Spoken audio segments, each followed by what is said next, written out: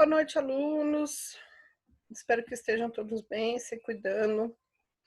Hoje a gente vai para mais uma aulinha na disciplina de saúde mental e a gente vai ver um pouquinho dos transtornos alimentares, né? O quanto que a gente consegue interferir, classificar, entender como que cada um deles funciona, tá bom? Inclusive, qual que é a epidemiologia, ou seja, que população que ele acomete mais e como que funciona tudo isso, tá bom? Eu vou compartilhar a tela aqui com vocês, para a gente já começar a falar um pouquinho deles, tá bom? Acho que todo mundo consegue ver. Vamos começar a apresentação e aí a gente vai conversando um pouquinho sobre eles. Então tá aqui, ó. A gente tem, né, a questão da bulimia, né? A pessoa come, depois vai, vomita tudo, né? Tem anorexia e tem outro transtorno que é a compulsão, tá bom? A gente vai entender direitinho cada um. Então, eles são classificados entre anorexia nervosa, bulimia e ingestão compulsiva. A gente conhece, né, no nosso dia a dia, enfim, a gente já tem questão de algum parente, algum amigo, alguma coisa que já desenvolveu algum desses transtornos. São transtornos graves que pode, inclusive, levar a óbito o paciente. E eu já vi, inclusive, paciente ir a óbito por conta de transtorno alimentar. Chegou num grau tão avançado de desequilíbrio, né, tanto de nutrientes, de hormônio e de tudo, que a pessoa, infelizmente, o organismo não resistiu, tá? Era uma paciente que tinha feito, inclusive, era de bulimia, né? Ela tinha, inclusive, feito cirurgia bariátrica, continuava com a questão, né, de provocar, né, os vômitos e tudo, e aí não tinha mais nutriente, ela não tinha mais absolutamente nada de absorção praticamente de proteína, de vitamina, de tudo. Aí o organismo vai parando, né? Porque a gente precisa dos nutrientes, né? A gente come, claro, tem a questão do prazer de se alimentar e tudo, mas a gente também come porque o nosso organismo precisa disso, né? E chegou no nível que o organismo já não resistiu mais, né? Ele não conseguia mais absorver nada, o fígado foi parando, e aí vai parando todos os outros órgãos e o paciente foi a óbito, infelizmente. Isso não é tão incomum assim, tá? Muitas vezes as coisas são levadas de uma maneira como não deveriam, né? Não são levadas tão a sério assim, mas são transtornos graves, tá? Inclusive, a foto dessa pessoa, né? Ou seja, chega a um nível que o organismo ele tem que ter os nutrientes e ele vai consumindo, inclusive, a parte muscular, né? Gordura no nosso organismo é reserva, né? De açúcar, de lipídios, de algumas substâncias que fazem o nosso organismo funcionar. Então, quando a gente começa algum processo de dieta, o nosso organismo começa a tirar da onde ele tem essa reserva, que a reserva é a gordura. Chega ao ponto, numa anorexia, por exemplo, que o paciente não tem mais reserva de gordura. E aí o organismo próprio começa a destruir a parte muscular, né? Tirar a energia do músculo. Então vai comendo, entre aspas, mas é como se ele estivesse comendo o músculo para poder ter os nutrientes que ele precisa. E aí, tá vendo aqui, ó, você consegue ver toda a costela, o externo aqui do paciente, porque ele já não tem mais nada de gordura, ele tá pele e osso, literalmente, que é o que a gente fala, né? Na anorexia, esses pacientes, eles têm uma recusa alimentar, né? Eles têm que obrigatoriamente manter o peso abaixo do normal, do IMC, né? E aí a gente faz o cálculo, né? O peso pela altura ao quadrado, a gente consegue ver que dá um IMC muito, muito baixo. E infelizmente a pessoa consegue se olhar no espelho e se enxergar como gorda. Então, por mais que vocês estão vendo essa imagem, a gente está vendo essa imagem dessa pessoa extremamente emagrecida, com perda de peso, por exemplo, a pessoa se olha no espelho e se enxerga gorda, né? Eles sentem fome, claro, né? O nosso próprio organismo, por mais que a gente restrinja a alimentação, que é o caso deles, da anorexia nervosa, por exemplo, por mais que a gente restrinja a alimentação, a gente vai continuar sentindo fome. Isso é um processo biológico. A gente não consegue controlar. Então, o organismo pede para que a gente coma e a pessoa não come, né? Simplesmente eles não comem.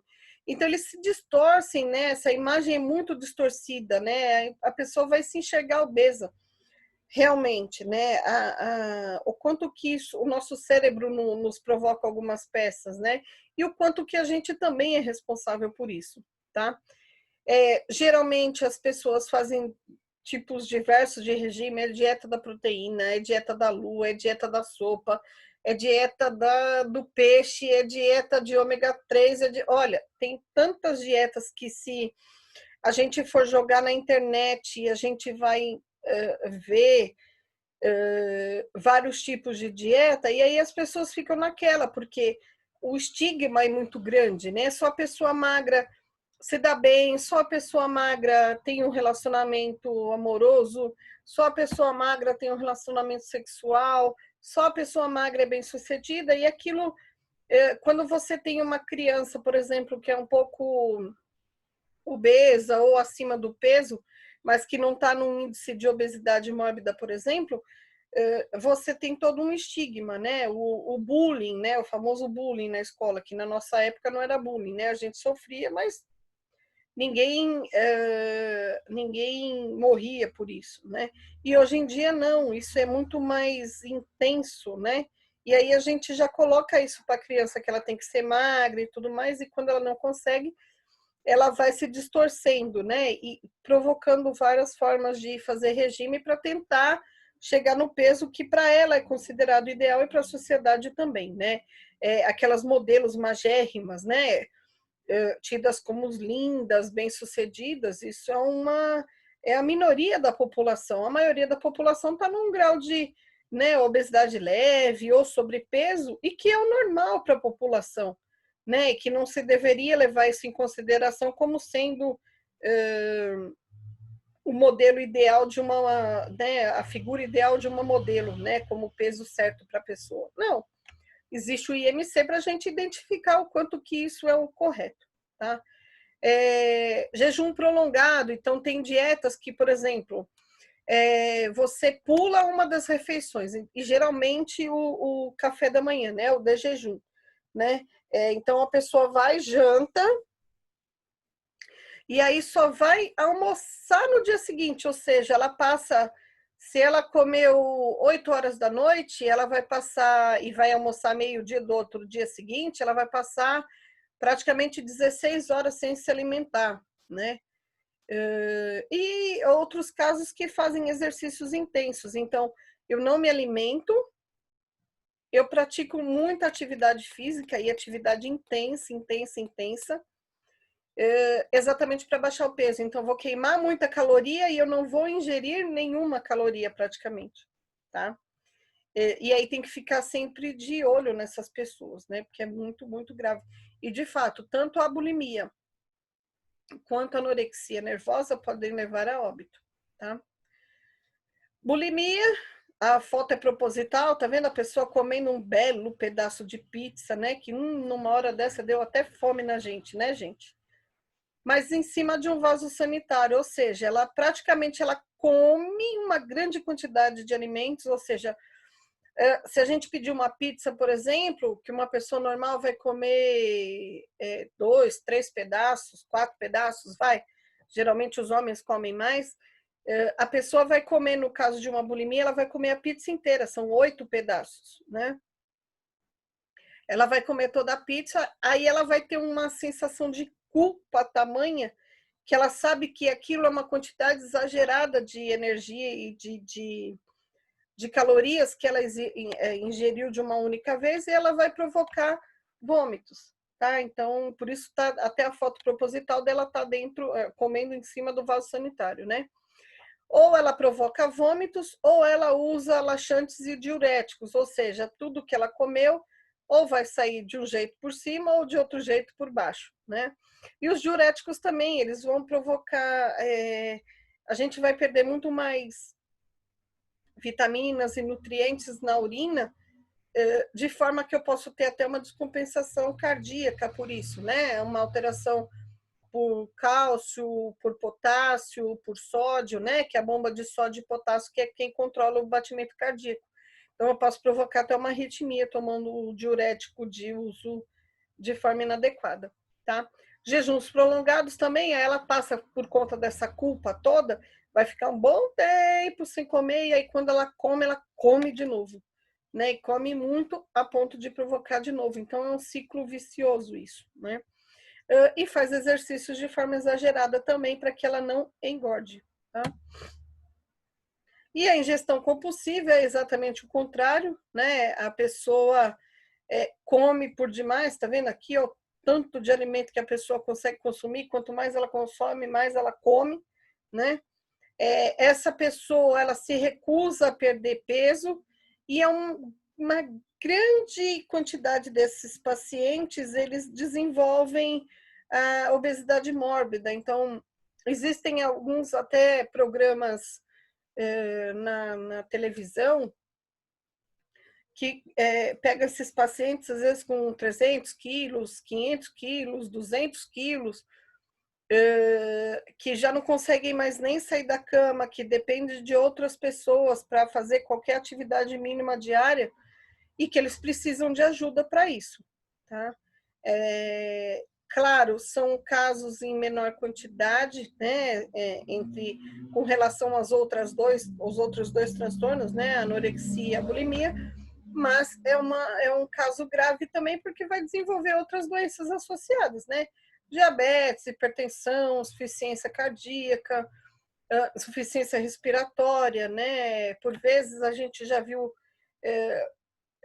reportagens na televisão do bombeiro tendo que quebrar a parede para poder tirar a pessoa para levar para o hospital, a maca não aguenta, a cama não aguenta, enfim, é um transtorno tanto de ordem pessoal quanto de ordem social, né? Isso é uma doença de saúde pública, tá? Para a gente conhecer um pouquinho mais, a gente diz que essa doença atinge todas as idades, todas as raças, ambos os sexos, não importa a escolaridade. No vídeo que eu vou deixar como um vídeo complementar, vocês vão ver que começa geralmente, pode começar já com as crianças, tá? É muito mais frequente em mulheres de classe média alta, né, dos 13 aos 30, porque é aquela pressão da sociedade por se manter magra, por se manter bonita, por se manter saudável, né? E a gente tem que tomar muito cuidado com as crianças também na idade escolar, né? Por conta dos bullying, tá? A anorexia em si, ela atinge 1% da população, né? Desse 1%, 90% são mulheres, então a sociedade cobra muito mais da mulher ser magra do que do homem ser magro e saudável. Haja visto que as modelos, a grande maioria, são mulheres, né?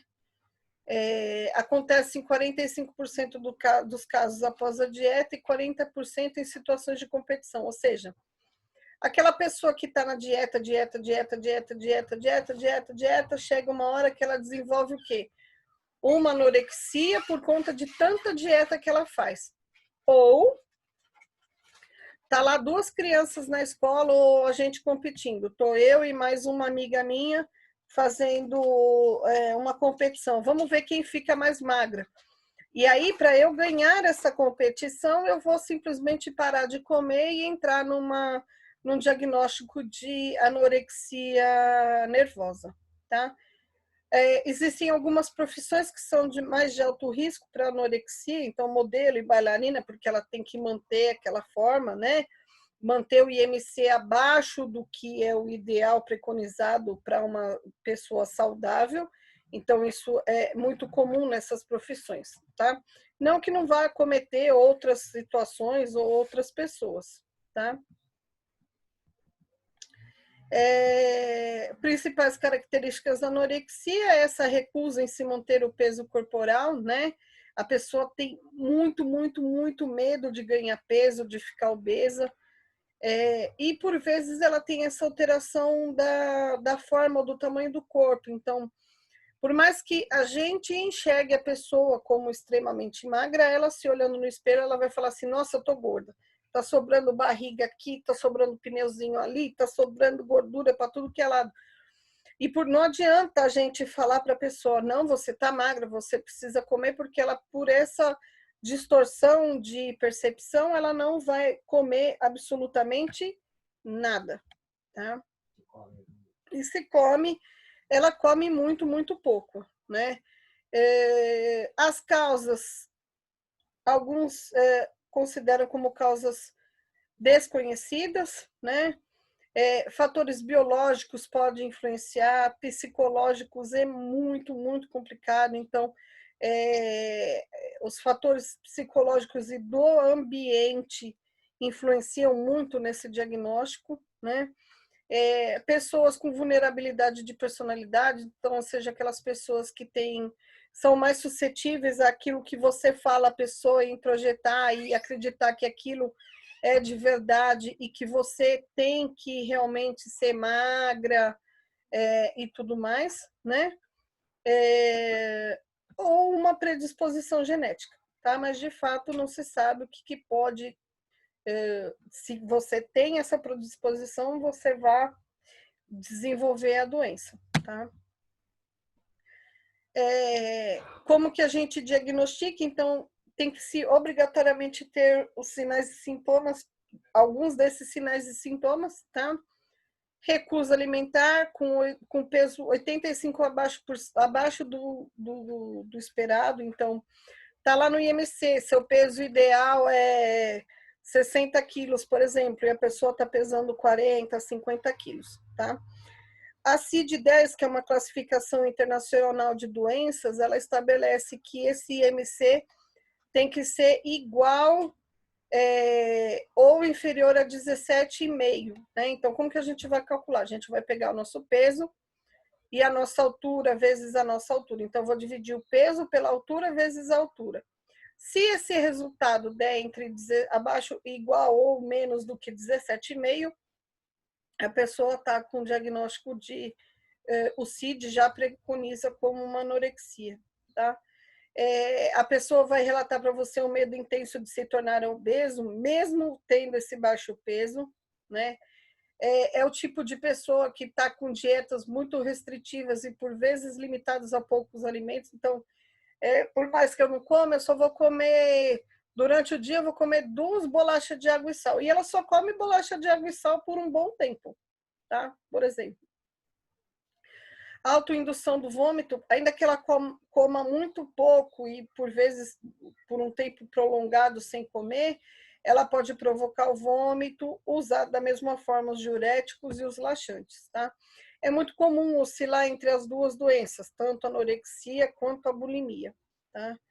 É a pessoa que tem uma prática excessiva de exercício físico, então ela vai consumir poucas calorias e vai queimar muitas calorias, tá?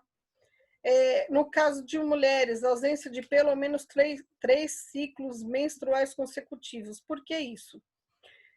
Para a gente produzir hormônio que vai fazer a gente menstruar, os hormônios são à base de gordura. Eles só são fabricados porque eles precisam de gordura para serem produzidos no nosso organismo. Pacientes com anorexia praticamente não tem mais gordura nenhuma no organismo. Então, não tem como produzir o hormônio que vai fazer a gente menstruar. E aí elas ficam, às vezes, por anos sem menstruar. Para que eu dê o diagnóstico, 3 menstruações consecutivas sem menstruar, né? 3 ciclos sem menstruação, já indica que a pessoa está num estágio bem avançado da anorexia, tá? E atraso da menarca, ou seja, se eu pegar uma criança que está com bulimia, por exemplo, que ela iria entrar na menarca, ou seja, a primeira menstruação dela seria com 11, 12 anos, o que é comum, por conta desse baixo peso, ela vai entrar lá, Deus sabe lá quando vai ter a primeira menstruação, né? Às vezes só quando se corrige o problema da bulimia e ela tem um nível mínimo de gordura aceitável no organismo, ela consegue produzir hormônio e ovular e menstruar pela primeira vez, tá? Então atrasa até a menarca, tá? A gente pode classificar essa anorexia de duas formas, né? Então é restritiva, ou seja, é uma dieta restrita com jejum prolongado, exercícios físicos exagerados. Então, eu não vou comer, eu vou fazer jejum prolongado e vou fazer bastante exercício. Mas eu não tenho uma compulsão por alimento ou uma purgação. O que é a purgação, né? É provocar a autoindução do vômito, ou o laxante, ou o diurético, tá? Então, na anorexia restritiva, eu como pouco, ou faço jejum por muito tempo, faço exercício, mas eu não vou ter uma compulsão alimentar ou purgação, tá?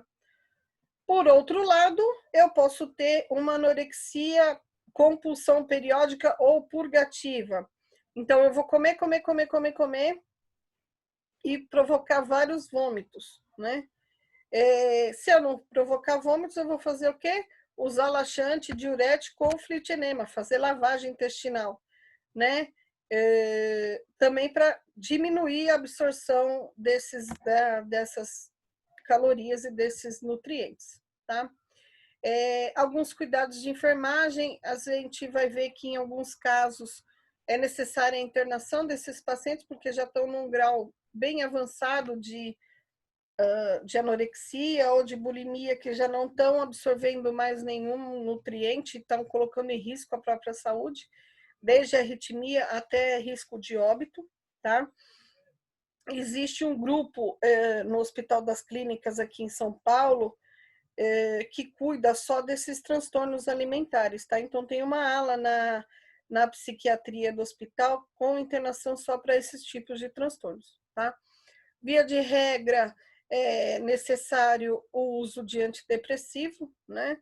Para questão de percepção, para questão de tratamento de alguns outros transtornos associados, tá? Psicoterapia individual.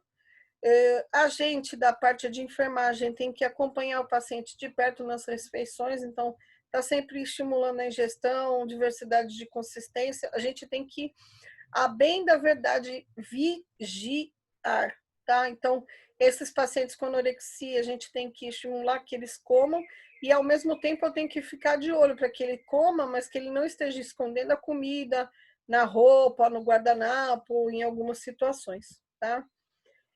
Estabelecer horário de repouso após a alimentação, e ainda assim esse repouso tem que ser vigiado para que ele não faça exercícios após a alimentação, para que ele não vá no banheiro para provocar vômitos depois que ele se alimente. Então, assim, a gente tem que fazer uma vigilância contínua desses pacientes, tá?